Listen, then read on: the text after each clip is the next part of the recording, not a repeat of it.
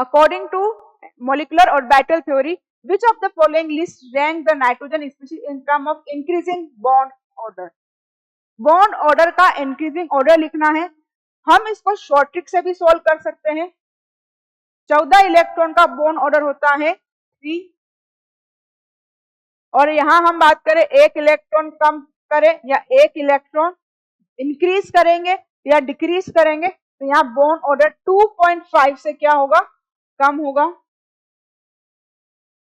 Example 15 electron species का bond order होता है 2.5, 16 इलेक्ट्रॉन बॉन्ड ऑर्डर स्पीशीज होती है 2, 17 इलेक्ट्रॉन बॉन्ड स्पीशीज होती है, उसका बॉन्ड ऑर्डर होता है 1.5, 18 का होता है 1। उसी तरह से एक इलेक्ट्रॉन कम करेंगे, एक इलेक्ट्रॉन कम करे 13 इलेक्ट्रॉन का भी होता है 2.5, 12 इलेक्ट्रॉन का होता है 2, 11 इलेक्ट्रॉन का होता है 1.5, 10 इलेक्ट्रॉन का होता है 1। अब हम यहाँ पर हमें इलेक्ट्रॉन के काउंटिंग पता हो जाएगी तो हम बॉन्ड ऑर्डर का हम इंक्रीजिंग ऑर्डर बता सकते हैं। N2 इलेक्ट्रॉन होते हैं 14 इलेक्ट्रॉन, तो बॉन्ड ऑर्डर कितना होगा, यहाँ पर 3 होगा। एक है हमारे पास N2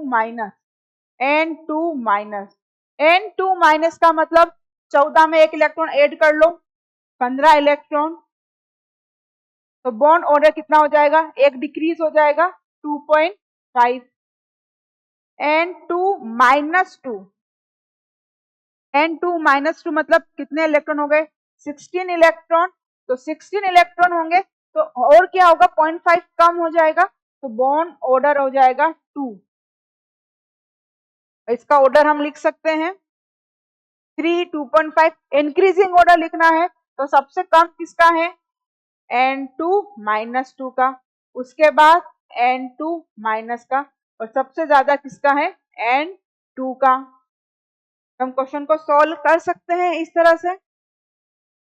इलेक्ट्रॉन के काउंटिंग हमें पता होगी, हम क्वेश्चन को डायरेक्ट भी सॉल्व कर सकते हैं। नेक्स्ट क्वेश्चन, सो इसका आंसर हो गया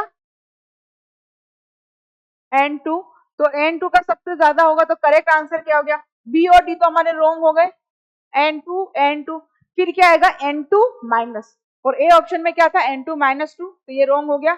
option C is correct, N2 minus और N2 माइनस 2।